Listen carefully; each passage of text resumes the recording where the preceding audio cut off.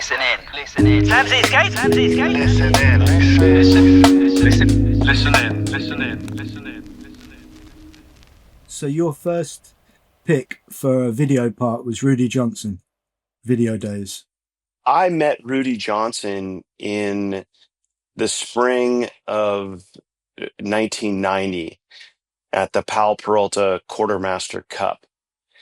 And I met Guy, Rudy, and Gabriel at the same time at the same contest. It was either the Am Jam or the Quartermaster Cup. I'm not sure which came first. And I had traveled to Santa Barbara with people from Palo Alto.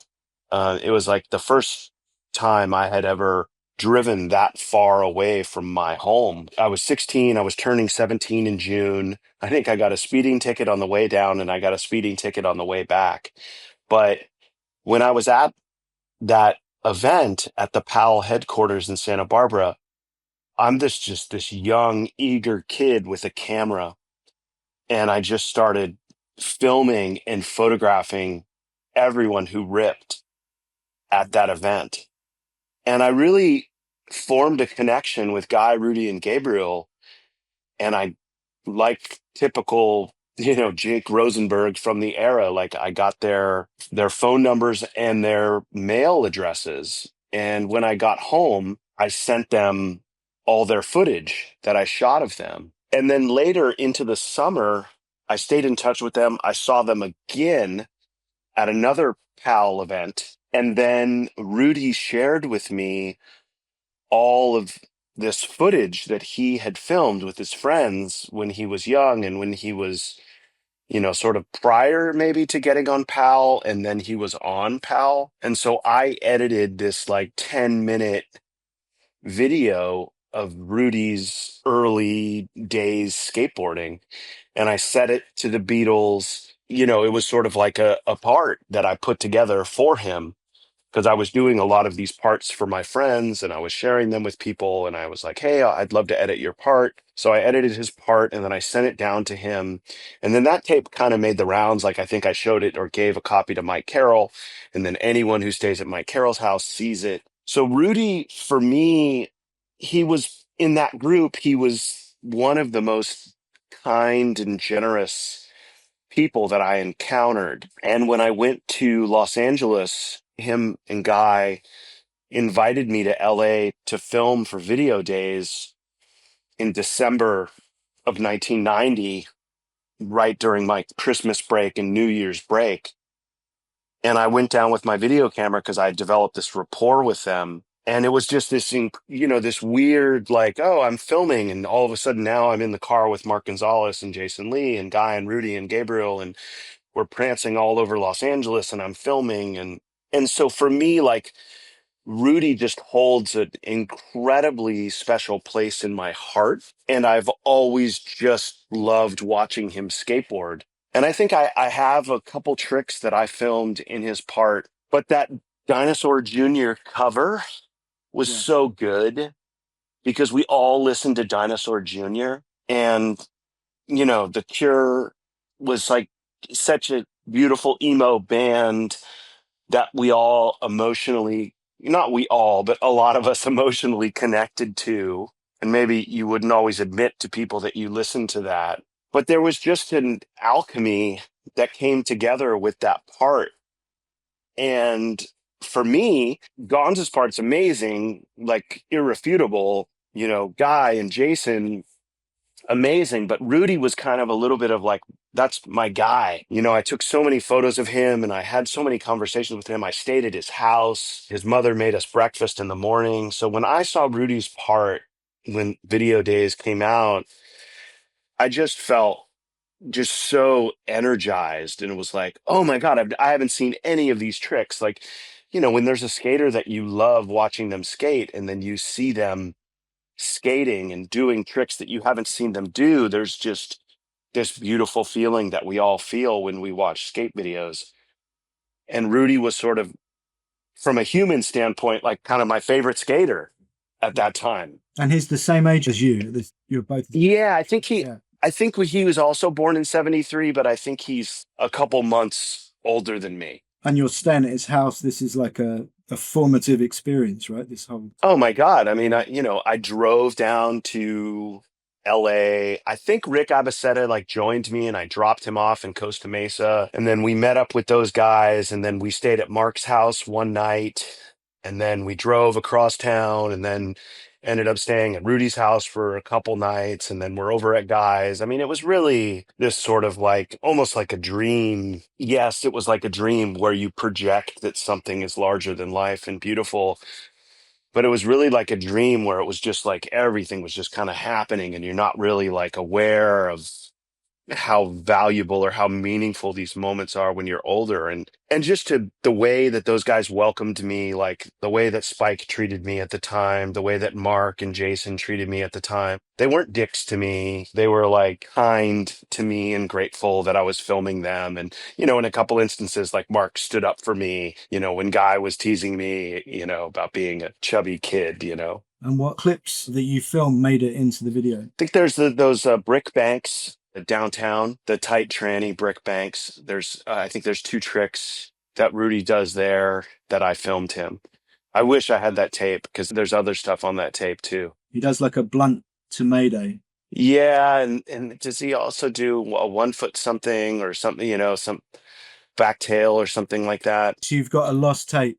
There's a lost Rudy tape. There's not like 10 lost tapes because I have most everything, but there's like 5 lost tapes. There's a tape from Video Days that I filmed on that has skating the Palladium with the parking lot, and George Michael comes out of the Palladium and Mark like almost runs into him. And then they're skating the handrail opposite street of the Palladium. And then we're skating downtown at those banks. And then we're also skating at the Manhattan Beach parking garage. With the metal double-sided. Yeah, we were just filming on the curb, but Yeah. and I'm not sure if I was filming at Mark's house because I would have the camera on all the time, so I'm curious. There would have been other stuff, like I would have been filming in the car and all those other things. I feel like Rudy's part gets overshadowed in how Video Days is romanticized. Yeah, and Video Days is properly romanticized for all the right reasons, but I think Rudy just did not have a ton of video parts. He has this white whale video part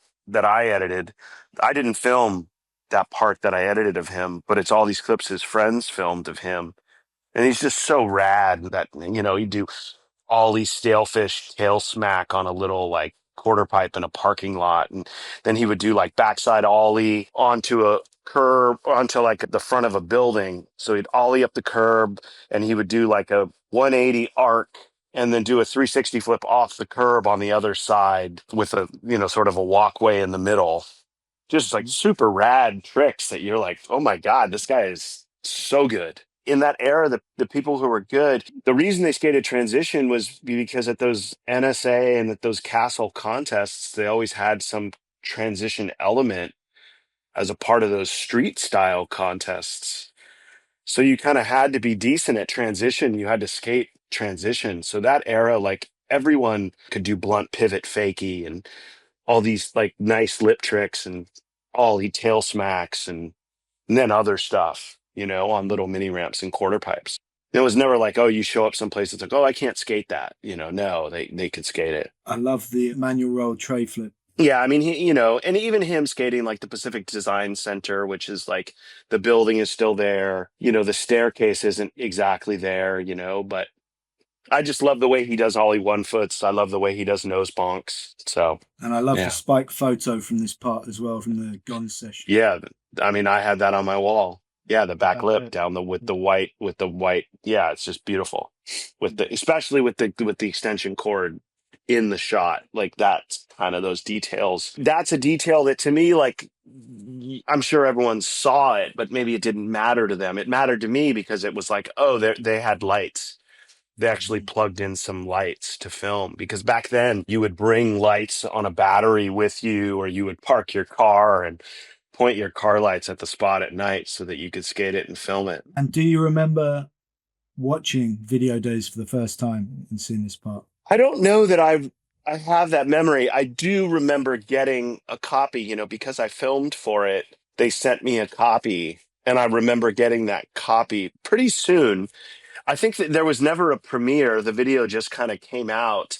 And the biggest like sort of screening or premiere was that PAL demo or that PAL contest where everyone spent the night. They called it the lock-in, where everyone kind of was locked into the skate zone at PAL, and everyone watched video days together that night. Someone had a tape, but I don't remember watching it.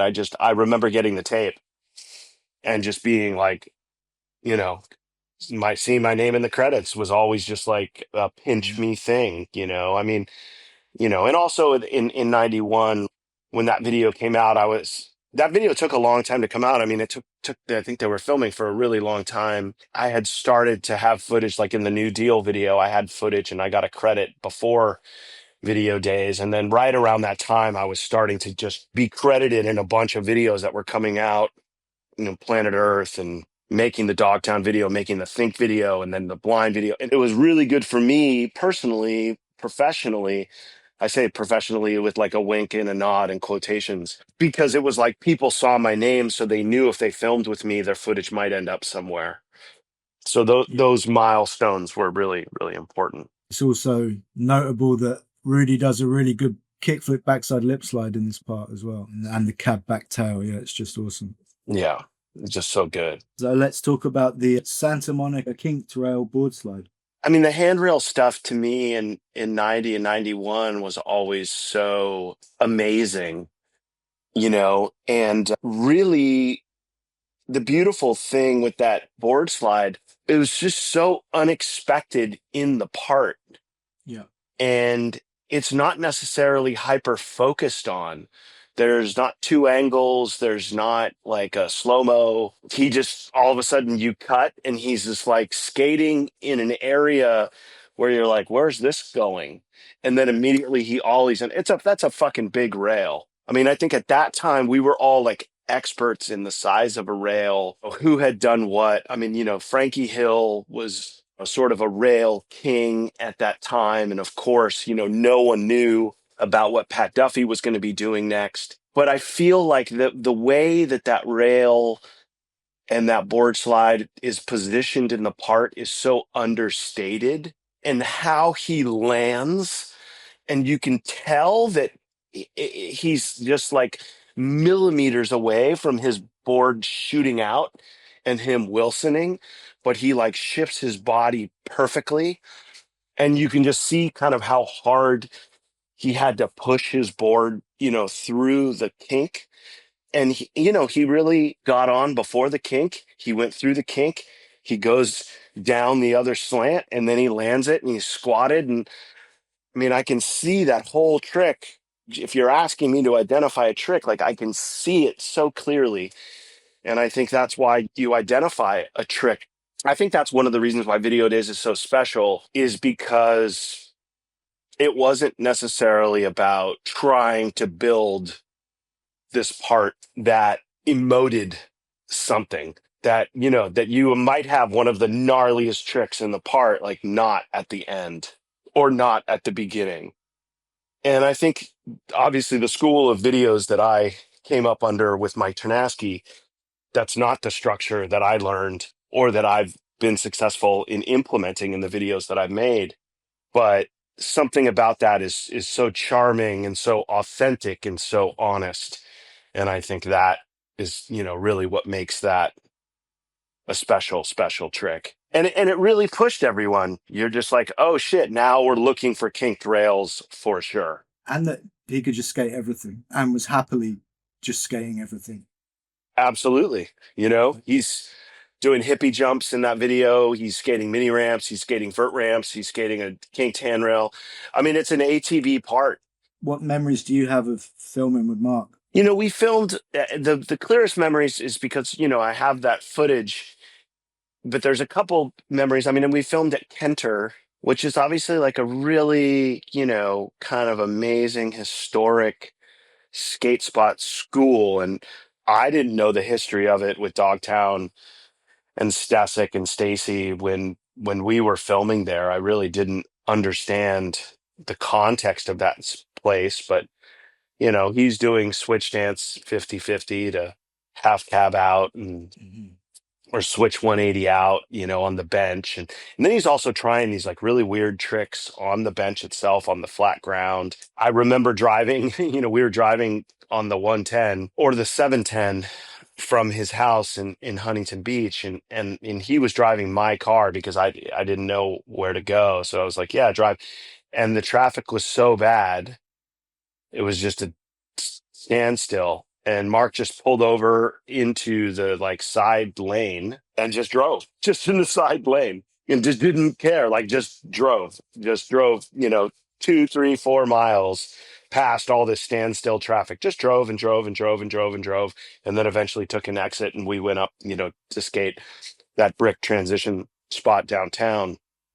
So I just remember just his energy, just and how he really, just you could just tell he just loved skateboarding, and he had this gift. And I also think like that crew of guys with Jason, Guy, Rudy, and Mark, and I will say Gabriel was with us, on that day. So those guys are all, I lump them together. There's different ages of that group of guys, but they're like really peers skating together in all different styles. None of those guys are redundant to each other. And I think that's kind of was such a beautiful moment, because Mark, you can just see like how much energy he's getting from these younger guys. And he was always very curious and interested and connected, and, had a kindness to him. And then his just creativity on a skateboard would just kind of take you back. And then he would always talk to like people that were walking by. And I'm like, from the 8th Street era of filming and talking to pedestrians. So I love that shit. And I would film him talking to people and doing all that stuff, which was really special. I feel like like you talk about that crew of guys, but I feel like he really, my impression is that he sought them out to kind of knowing that they would each sort of push each other. I mean, I think Mark had a nose for talent for sure. And I also think that anyone who saw Guy and Rudy and Gabriel would just want to be around them and knew that they were like going to change skateboarding. Yeah. It was the same thing of if you were around like Mike and Henry in San Francisco and Rick Abaceta and Javante, you like knew like these were the guys. It was like in San Jose, it was like, Solomon Aga, Sean Mandoli, Jason Adams, Spencer Fujimoto, Edward Devera. You knew those were the guys. Tim Broush, like it was clear. I mean, that list starts to expand very quickly. Tony Henry, but it was, Guy and Rudy and Gabriel and Paolo. I don't remember Paolo being as much around in those days. I know they were all close, but when it started to shift towards blind, I just remember Guy, Rudy, and Gabriel, skating a lot. Were you aware of like the gravitas of what you were filming? I don't think I was aware of any gravitas, or I don't think I was aware that I was a part of something that would be, historically cataloged. But I was aware that I was like filming what I perceived were like the best skaters.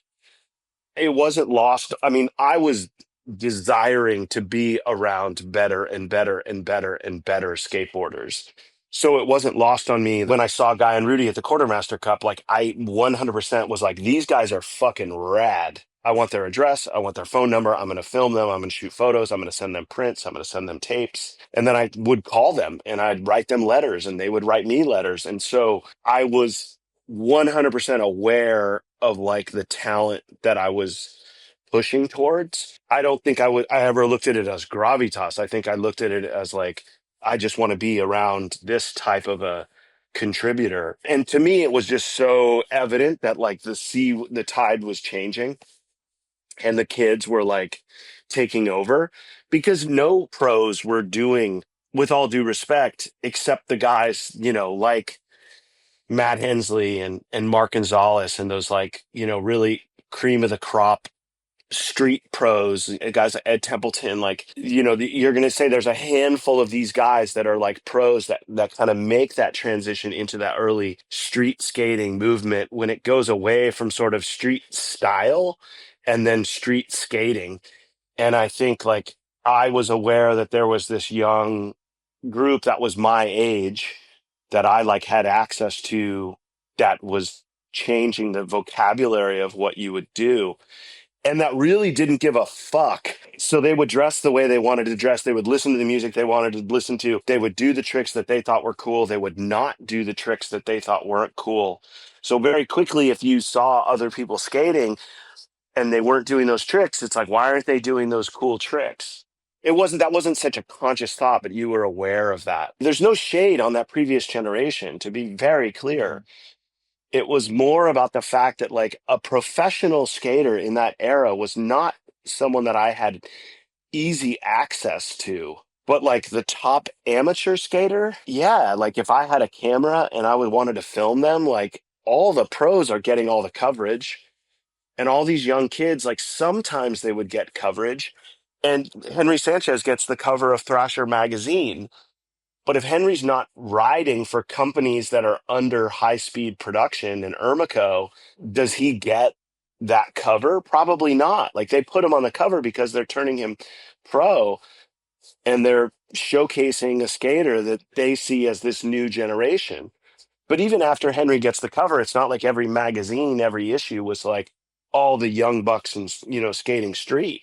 Just talking about what, you're talking about what Guy and Rudy are doing. They were doing stuff that wasn't in Ban This, right? This was the window into what they were doing. What you quickly realize about the making of videos is that the majority of tricks that you see in a video were done 6 to 9 months before you saw the video.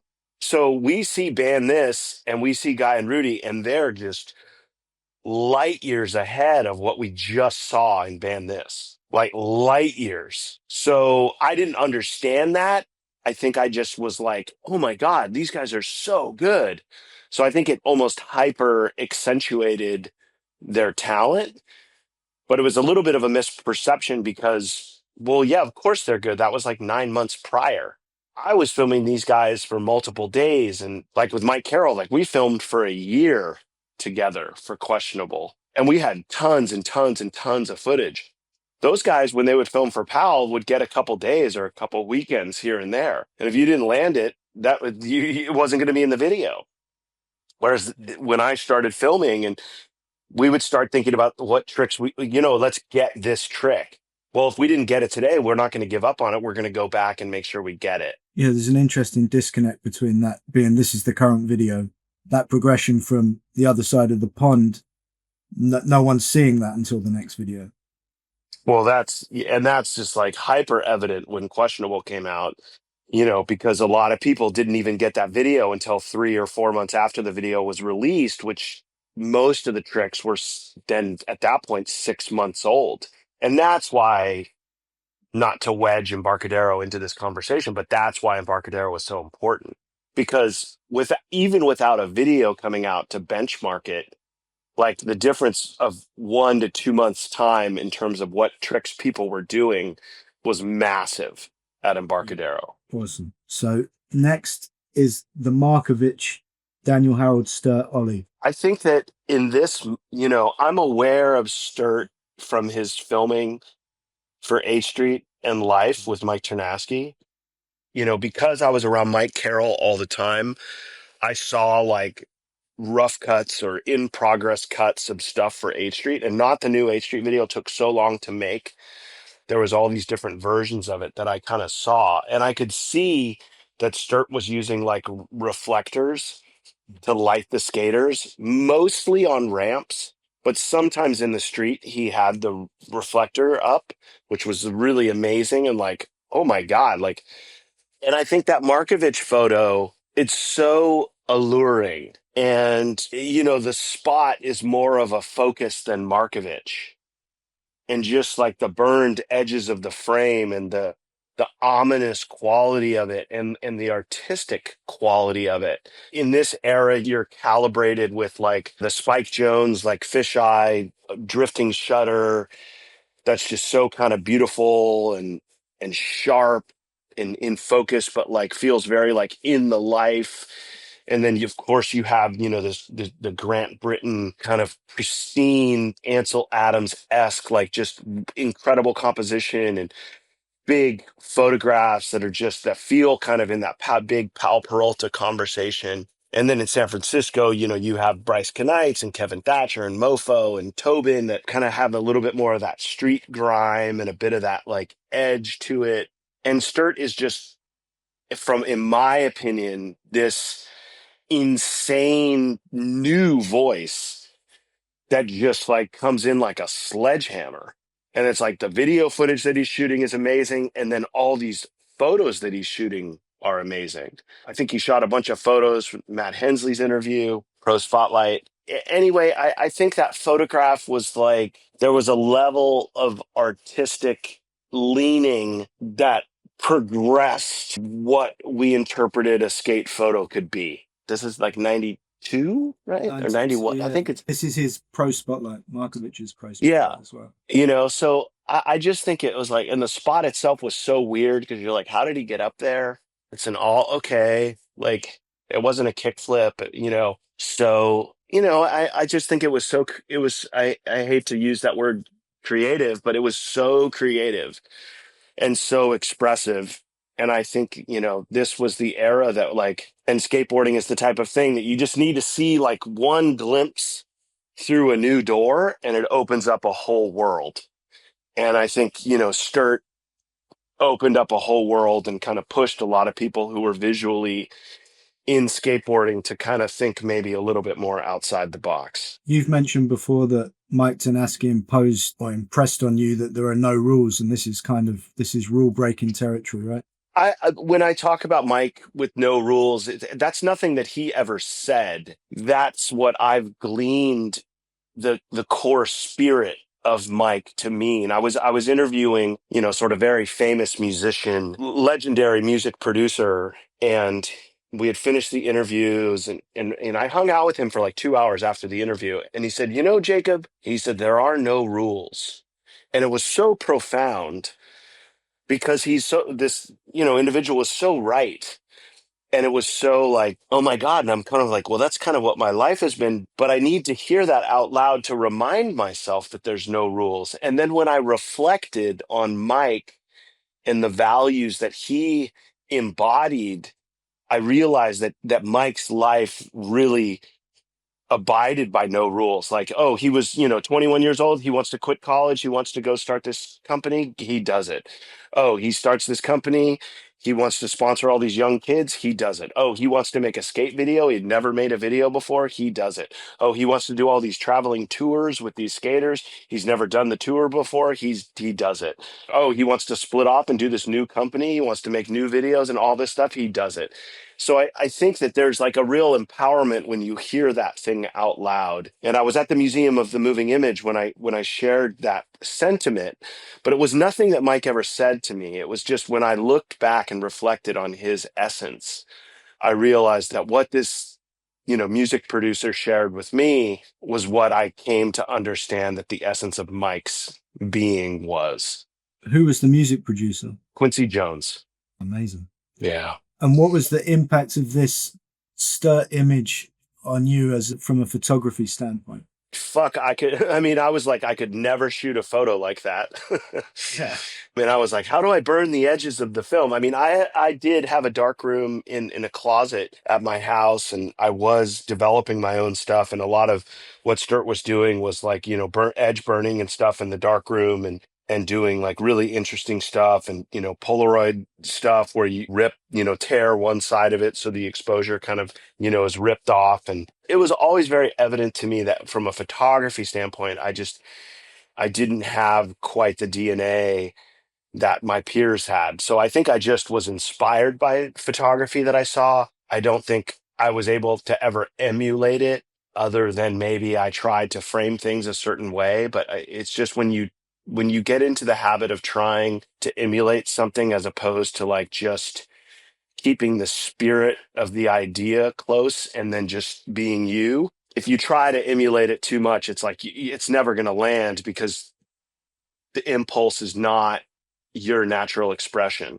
So I think for me that photo was just really inspiring, and it kind of was hit me on the head a little bit. Like, wow, there's more ways that we can showcase what we're doing, and to a degree like that, I think impacted certainly the way that we approached virtual reality, and that opening montage of just being like, you know what, fuck it.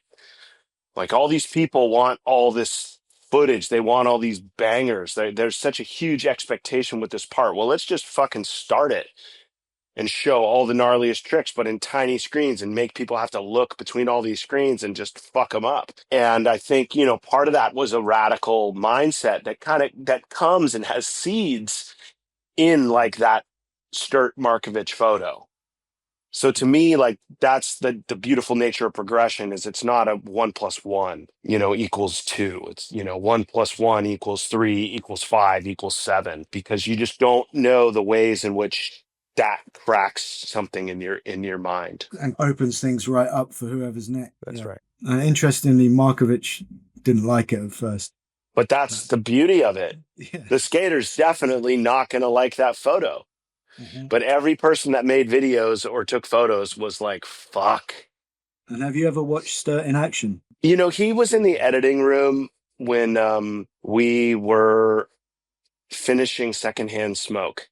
Yeah. So when I took over that video and made it and edited it with Mike's footage and Sloshbox footage and much of Sturt's footage, Dan came into the finishing room that we were in and was sort of joking with us, and he was around. What did he think of the video? What was his input on that? I love that video.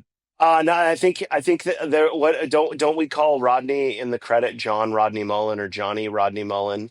He was like telling Rodney, no, you got to have your name John Rodney Mullen or Johnny Rodney Mullen. Like, I respected Dan for sure, but Dan had a little bit of I don't want to say a falling out, because I don't want to frame that in any way, because I'm Mike Chernowski isn't here to clarify that. But like, Mike and Dan weren't like talking and dealing with each other all the time in the heyday of Plan B. I mean, Mike and I were in tandem making these videos, and once Mike passed, Sturt obviously came in and supported and contributed.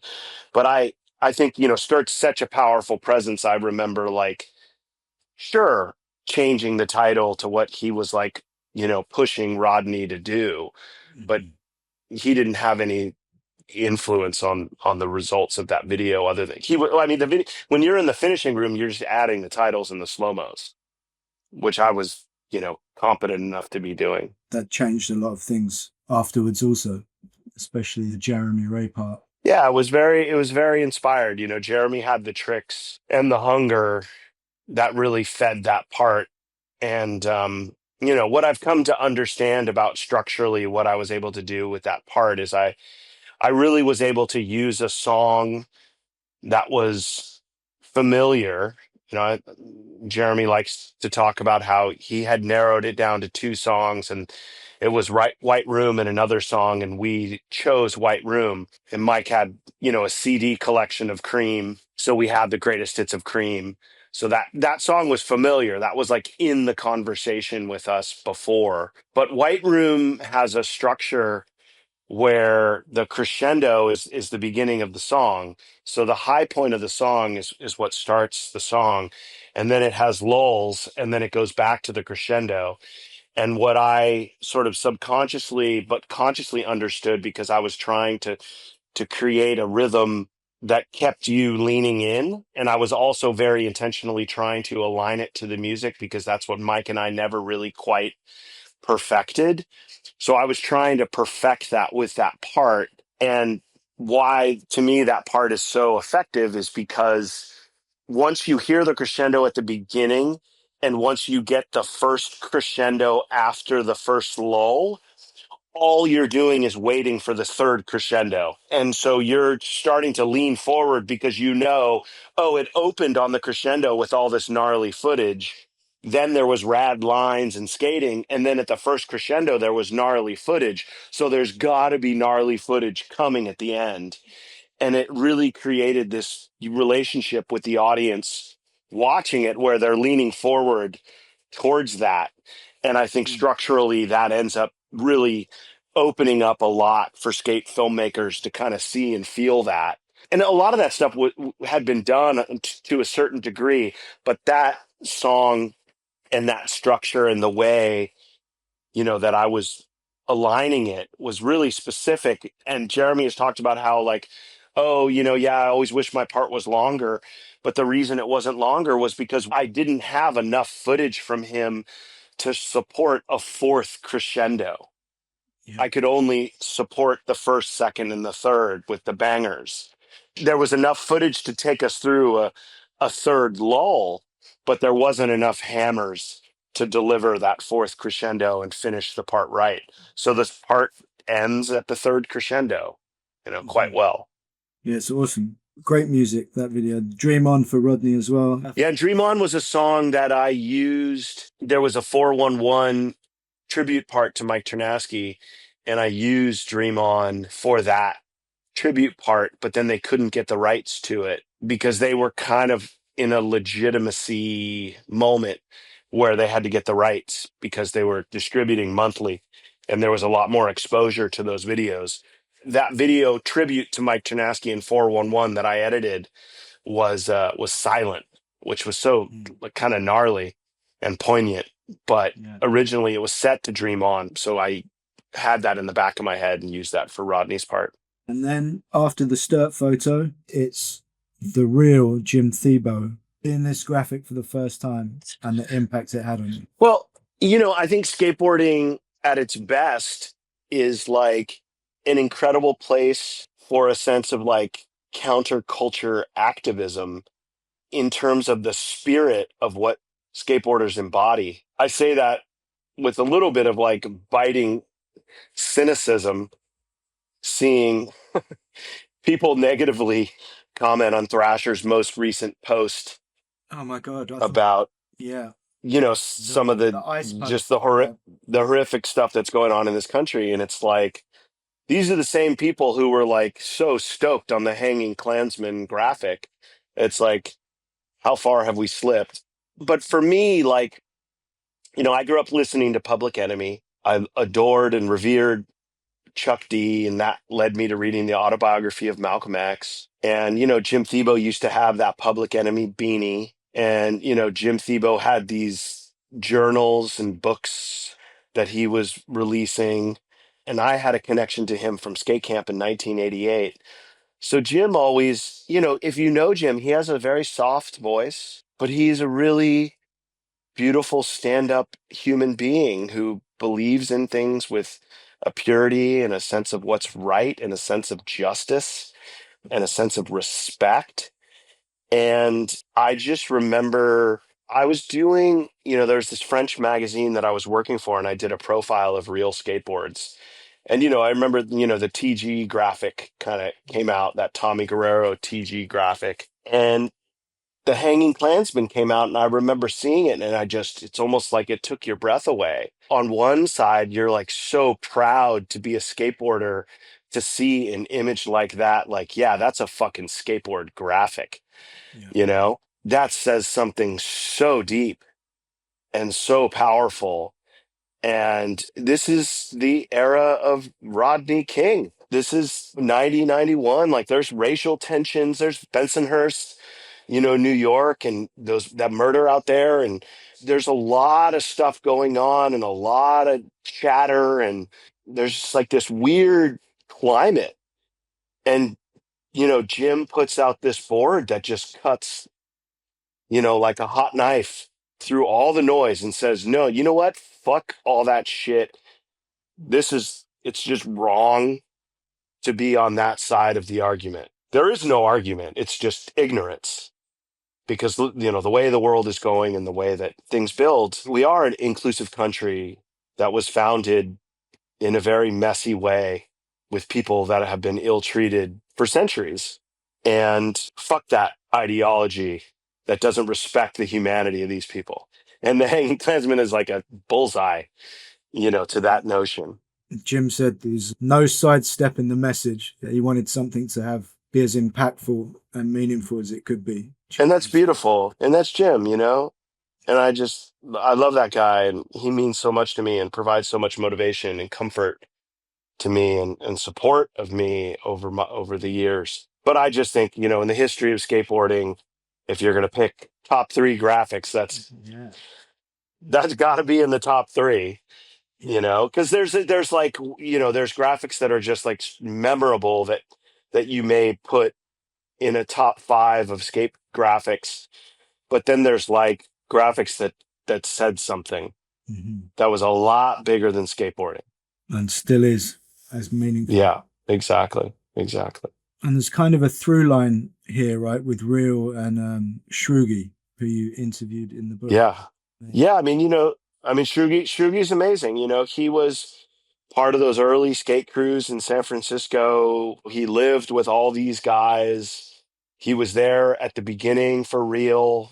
He was sponsoring people, and he really, became the guy for Thunder and Spitfire who sponsored so many people. And in that era when skateboarding was so contracted, if you got sponsored, it was like helping you stay in the game. It added so much legitimacy to what you believed in. And, Shrugi really gave a lot of people a lot of self belief and self confidence. And he was always cool to me and cool to so many people. And he's still in the industries with Ace Trucks. And it's just a dude who's been a constant. And Jim as well, you mentioned that he early on gave you a board at skate camp, right? Yeah, at the end of skate camp, he gave me his board with Sick. trucks and wheels and everything, just gave it to me. And, Yeah. these small gestures move mountains for people later in their life because, I was just an insecure kid, trying to find my way. And Jim saw in me what I needed to see in myself. And when someone makes a gesture like that, there's a little bit of these building blocks of self-confidence. Oh, maybe I deserved to get that. You don't think about quote unquote entitlement like I was deserving to get that deck, but you kind of go, what about me? Why did I get that? And it's like, well, I must have been cool. And I was always like, interested and curious and talking to everybody. So it's like, okay, well, that must be the way because this guy just endorsed me and endorsed, who I am. And those are priceless moments. And, for me, like, that's why, I answer my DMs and I respond to people and I connect with people and don't really ever want to feel above, something. Sometimes it gets a little overwhelming because I just don't want to be on the platform that much, but I feel obligated to respond to people. But I know that, sometimes a little nudge or a little feedback or a little response means so much more to that person than you could imagine. Totally. And looking at this as you at that time and this board coming out, and it's like, yeah, it's 1991. Did you get to skate one of these boards? Like, I had one in my collection, brand new board. I kept it. And I eventually, and I regret it, but I eventually traded it for a Mark Gonzalez board because I rode those early Mark Gonzalez boards and I sort of wanted to make sure I had all of those boards in my collection. so at this point, I guess fast forwarding a little bit to you filming, what filming board are you using? Like, are you just skating Plan B boards? Did you just have one? Prior to Plan B, I was skating a Think board from Greg Carroll. And I think prior to Think, I was skating a Dogtown board from Dogtown because I was helping them make their video. And then prior to that, I think I was skating an 8th Street board that I had either gotten from Mike Ternasky or Mike Carroll. And then prior to that, I was, skating Gons boards and Steve Caballero boards. But when I'm filming in this era, I think what I got was I ended up getting Think boards from Greg that were blank. And I just put tons of stickers on them. What wheels were you running to film Questionable Virtual? I wasn't as small as everybody else, but I probably was, sub 50 millimeter for sure. Yeah. I would, at the time that I'm filming for Plan B, I would have been riding K9 wheels because of Dogtown. And then I'd be riding Venture trucks because of Venture. And then I'd be maybe riding Spitfire wheels after that. And then riding Plan B, wheels and Plan B decks after that. And do you have one of these boards now? Stickers and I stuff? wish. No. I wish. I have 3 of my original boards. I have my Caballero, which is the big dragon not, the Chinese menu dragon. And then I have the Gons Two-Face board, which I have photos skating. And then I have another board that I got that would be from this era that I think I got it from Ryan Monahan. He skated vert on it and he gave it to me. And yeah, I think I just have those three. I read your first board was a Tony Hawk, blue Tony Hawk. Yeah, blue Tony Hawk, white rails. What were the rails that were like narrow to wide? What were they called? Rib bone. Something, rib bones. I think maybe some slime balls, or I had rat bones, which I still have, and I think and independent trucks, initially when I'm younger. And then my second board was a Lester Kasai. And then sort of bringing this back to Jim, guiding presence. When I think of this board, I think of the makeshift Embarcadero hip ollie. Would you ever see Jim at Embarcadero? I would see Jim at Embarcadero rarely skating. He would in this era, he's pretty much working at Deluxe 9 to 5. So if I went over to, it wasn't even called Deluxe, it was called high speed.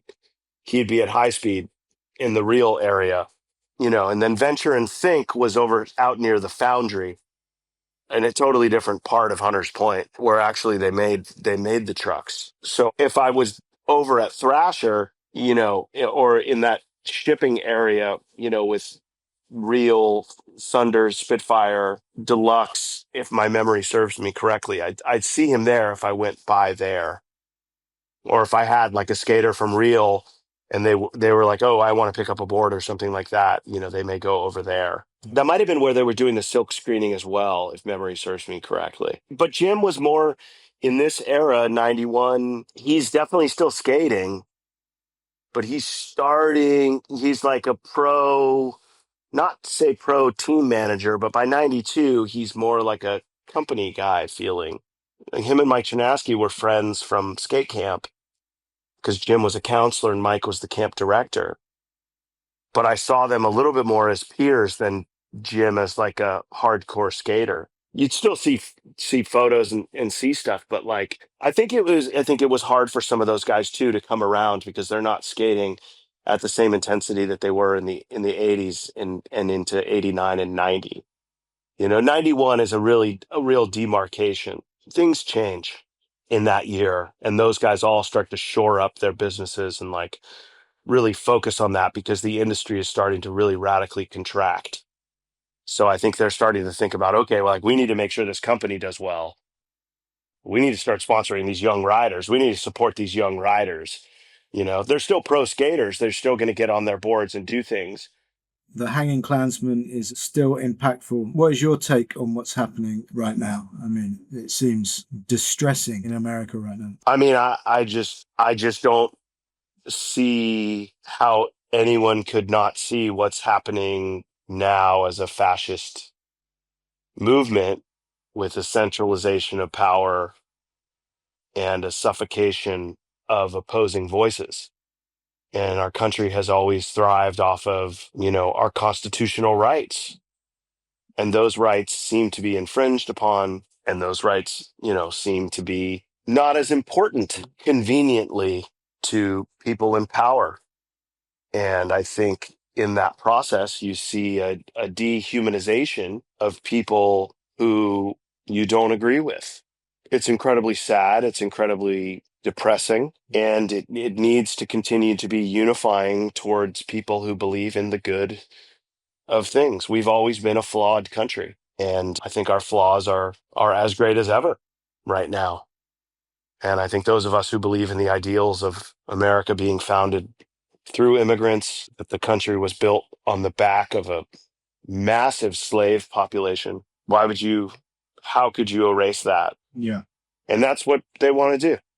Is they want to erase that history, they want to cleanse it, they want to change it, and they want to oppose the voices that speak out against it. And that's the fight that we're in right now. Interestingly, I also read the Jim Thiebaud board was made in reference to 28 Klan members. They were given the right to march in Washington with a huge escort. The right to protest is now under siege. They're just wearing masks right now. They're just not wearing the hoods. I was in the middle of my show and A guy gets murdered in the streets of America in Minneapolis, and I'm like promoting my show, and I'm just like, this just feels weird. I got to Yeah. talk about this. So I was happy So to see you say something on socials. It seems quite silent out there. yeah, very It's few pro deafening, it skateboarders seems. said anything, right? Yeah. T-Funk said something. That was rad. Wanted to ask Yeah, about the book and putting the book out. sure. Is there a sense of closure for you right now, having done the opening show, the closing show? How does it feel? I think there's more of a sense of closure than there's ever been. I think the projection of closure is that everything's like a nice, neat bow, and there, it's like everything's in a box, and it's kind of, and I think the feelings will always be a part of me, and the nostalgia for that spot will always be a part of me. But I remember, at the opening of the show, the last night that James Kelch was in San Francisco, I walked over to the Bricks with him and I filmed him at the Bricks, and I interviewed him, and I took a bunch of photos of him lying on the bricks at night. And I just kind of allowed myself to feel everything that I felt in that moment, and was able to express to him how much means to me for all the kids he stood up for, and wanted, him to know, why I dedicated the book to him and to Tommy. And he shared that he felt that he was okay now with it all. Like he was like, okay, I'm good now. I can go home. I've had this experience. I feel as much closure as I'm gonna feel. That's, sort of what he shared. And I think, so for me, when I went home after that trip, I stayed a number of days after James left. But after that night and after the opening and connecting with everyone and doing all these interviews with everyone, I was like, okay, I'm okay to say goodbye to this. And then for the closing, I drove up in a car with Mike and Greg Carroll and with this kid Jackson, who's a young filmmaker who works for me. Spent like 6.5 hours in the car with the Carroll brothers driving I-5. We stopped at Harris Ranch, which is where I would always stop with Mike Ternasky. Those guys don't spend a ton of time together. The three of us don't spend a ton of time together, but we were in the car together and we're just sharing stories. And, Mike is hearing things from Greg that he hasn't heard before. And Mike is sharing things that Greg hasn't heard. And I'm, this like very safe, objective witness to all of this. And then we get to the show, and Rick Ibaseta is there, and Rick kind of started that moment for me, at least to be included in that crowd, because he kind of approved me because I was filming him for New Deal back then. And that was kind of the first time I really filmed at EMB, was with him for Useless Wooden Toys. Mhm. And we had a really beautiful conversation that night amongst all these people, and it was like really quiet, and everyone was listening, and Greg shared some beautiful stuff, and Mike shared some beautiful stuff, and I shared very meaningful stuff, and Ted, did an incredible job contextualizing everything. And woke up the next morning, did another series of interviews, got to interview Mike Archimedes, who was like arguably the first person to ever really skate EMB. So got that on the record, got him and Shrugi together. And then just I walked through the plaza and had lunch with Mike and Greg over at the Ferry Building. And we walked back to the gallery and then gave them hugs, said, I love you. And they, jumped on a plane back to LA. And I kind of, spent the weekend at the gallery, kind of giving you a play by play.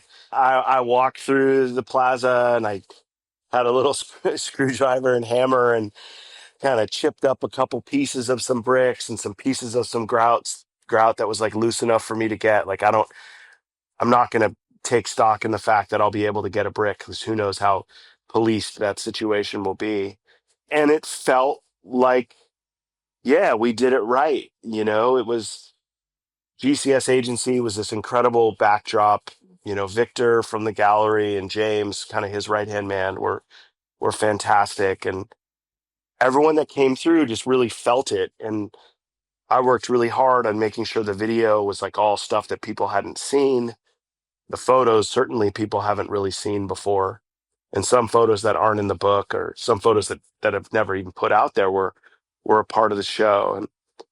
And I think for me, the show like stirred the right feelings It also evoked a really bigger conversation with the city and people from Parks and Rec and people from the public library and, historians and people from, newspapers and publications and everyone. It really helped plant a flag for skateboarding at Embarcadero being as important as that fountain that they're going to tear out, because those were talked about in tandem. And that was really the goal with the book when Ted pushed me to make it. And so to talk about closure, I just feel like I did my job. And my job was to make sure that the people from the era were recognized, that the conversation amongst the city of San Francisco was stirred, and that skateboarding at Embarcadero was elevated in its respect amongst peers and non-skateboarders. And I think that we were successful in doing that. And then from there, I saw so many people. I hugged so many people. I cried with so many people. It all starts with just deciding that it's time to make this book, and having my designer, Alexander Hansford, and having my creative director and editor, Greg Hunt, and us building that book and getting the contributors that we got. As an outsider looking in, like talking about, a sense of closure on the project, it seems to me from the opening and the closing, what I've seen, it's like you've also teed up like chapter 2. Like you've brought all these people together again in a positive way, and you've like reignited friendships and I guess the underlying passion that formed them, right?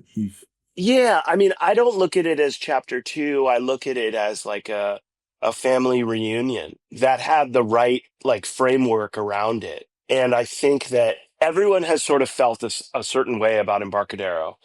And I would never want to take away from other plazas and other skate spots in America or globally at the time.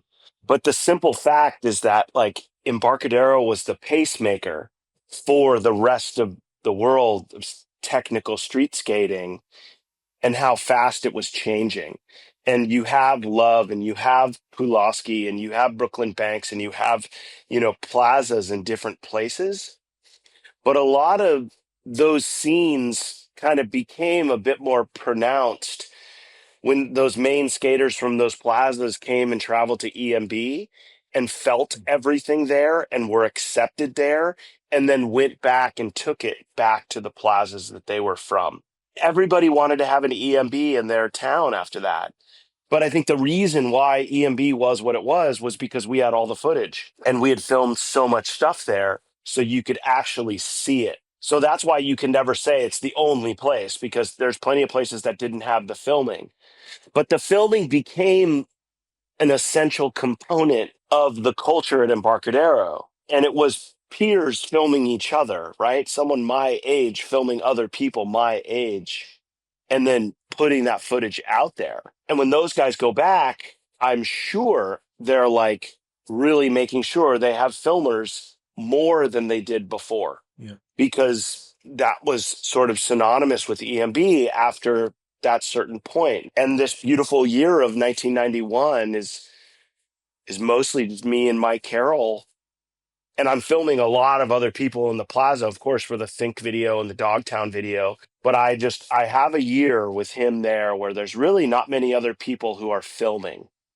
Aaron Meza comes in maybe early 92, and he's filming late 91, but like from a day-to-day basis in 91, it's really me going there on a continual basis. I asked Mike when I spoke to him if there was any footage or Yeah. photos he was surprised to see. Was there anything you were shocked to see yourself or had forgotten about capturing? When Mike did that interview with you, he hadn't seen everything at the show. So when he went to the closing event on that last day, he actually sat in this area called the Chapel, which is like a private room where you can watch raw footage. And he was just like blown away at what he saw. He doesn't remember how many tricks he did when he was barefooted skating in the plaza. He like stressed and just was so pissed that he skated with one shoe. He only skated with his front foot shoe. And he was doing nollie flips with a sock back foot. Insane. And he's doing trick after trick. He, like that line where he does the kickflip up the 3 stairs, he like almost landed that with no back shoe. No lie. Like it was absolutely insane. It was just because he was stressing. But he remembers so much. He has a really good memory for a lot of that stuff. It's some of that stuff he's like, did I imagine it or did I see it? Like that one trick with you where he blacked out and does the frontside 180 down this little three in that line that we filmed together. But then he saw the footage and he was like, okay, I am remembering it correctly. Oh yeah, the frontside flip down the three. Yeah, exactly. Yeah, Yeah. yeah. He also mentioned a fakey 360 flip frontside nose slide attempt. Yeah. And then he was so pissed that he couldn't get it. So he just went and on the big three and landed an ollie flip down the big three first try. Literally. Then that footage is in there too. Sick. Can you think of any other close but no cigar Embarcadero moments that would have made a dent in the progression history books? I mean, Rodney Bertino, big spin, blunt slide. Ronnie Bertino, nose blunt slide, frontside big spin out. Wow. Mike Carroll almost landed fakey 360 flip down the 7 in summer of 92. Wow. And this is all stuff that was playing in the chapel. Yeah, exactly. Keenan Milton landed a backside 180 kickflip down the 7. No one's ever seen that footage. I don't know why I didn't transfer it, but probably because Mikey didn't land the fakey 360 flip that he was trying at that time. But Keenan broke 2 boards, and that backside 180 flip is arguably before Sal landed his backside 180 flip because it's summer of 92, and Keith Huffnagel is filming Keenan for fun.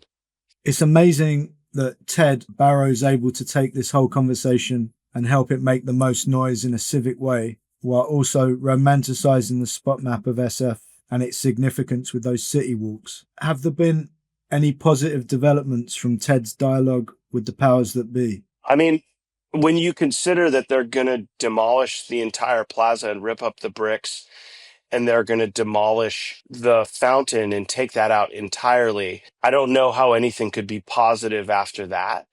Yeah.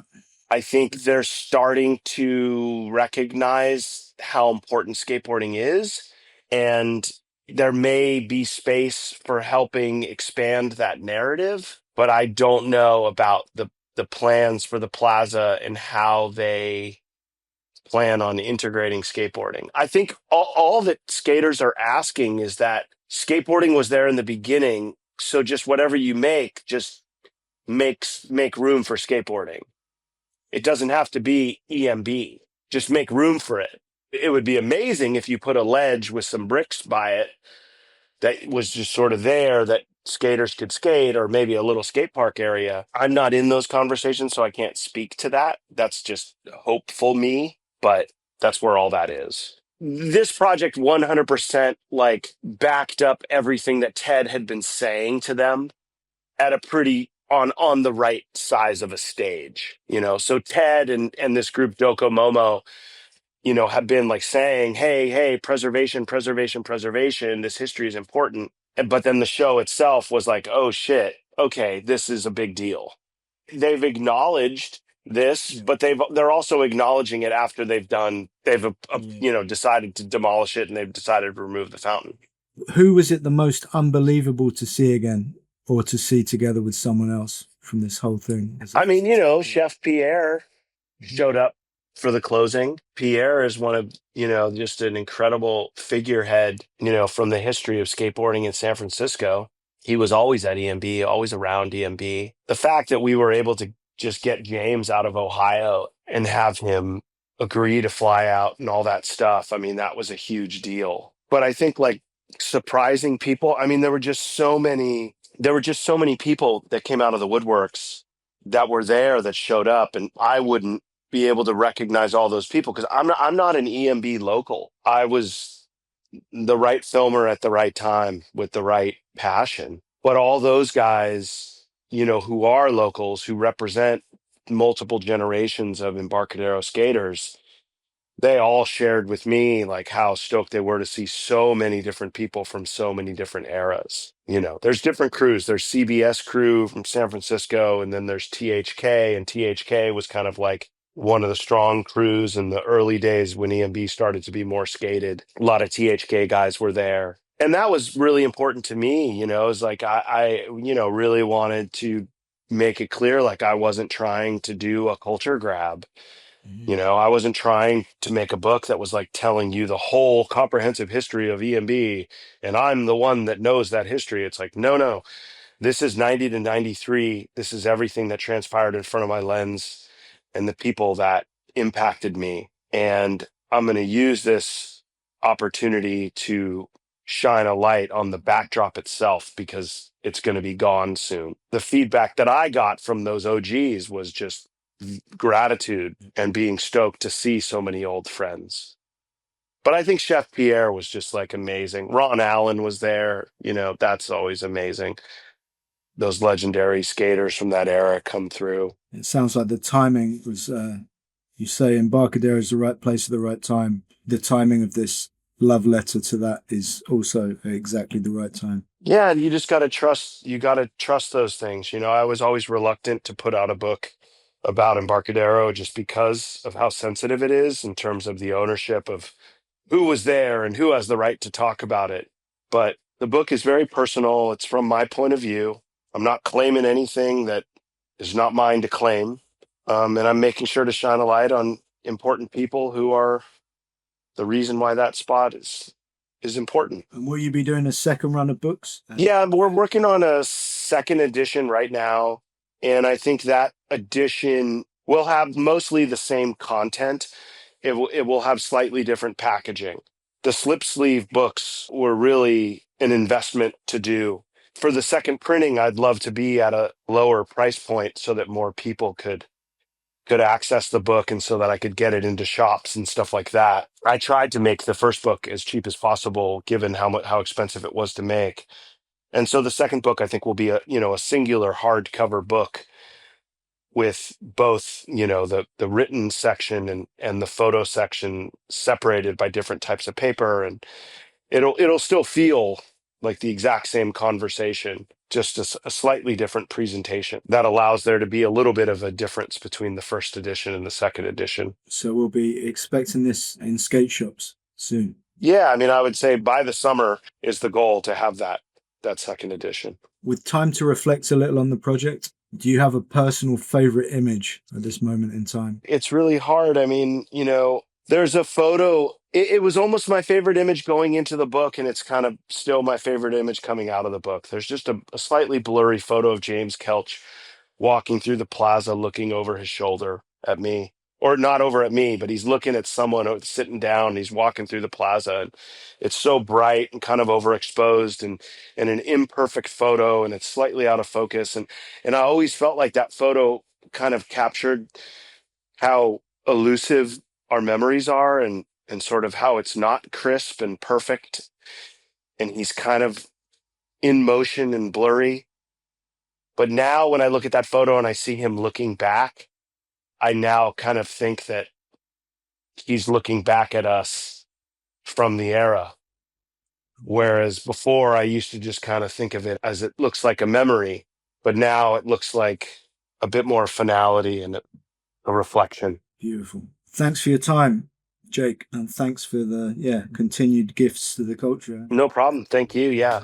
We want to thank Jacob Rosenberg for taking the time out for this one.